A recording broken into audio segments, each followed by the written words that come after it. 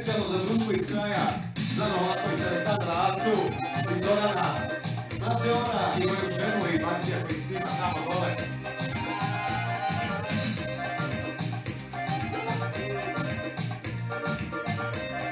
Veselo, idemo! A kaže, sreo sam je u malom gradiću, crveni su karanfili bili, dugo smo se držali za ruke, ali sreću nismo osjetili. Dugo smo se držali za ruke, ali sreću nismo osjetili. Izašla je tužna iz malog kafića i krenula neput niz ulicu dugu. Od bola mi tada je žurno stade, ej živote brate, što razdvajaš mlade. Od bola mi tada je žurno stade, ej živote brate, što razdvajaš mlade.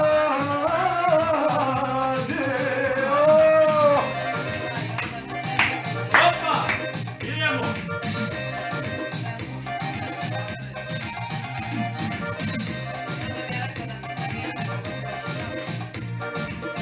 Specijalno za Novakovića i Gogovaca.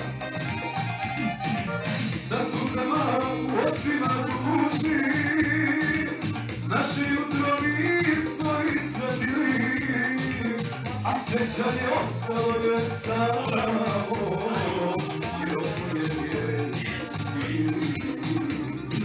A sjećanje ostalo je samo, jer ovo je vijek. Vjereni smo bili, izašla je dužna iz malog kafića i krenula nekom niz ulicu dugu. Od bola mi tada je žurno stade, ej živote brate, što razdvajaš mlade.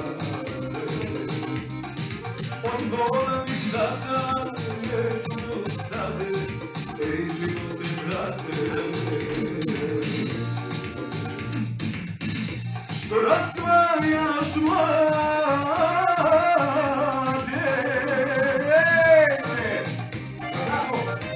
Da! Gdje je Viza? Nema ništa. Sad da najjači deo, najbolji tekst koji je Matija vidio.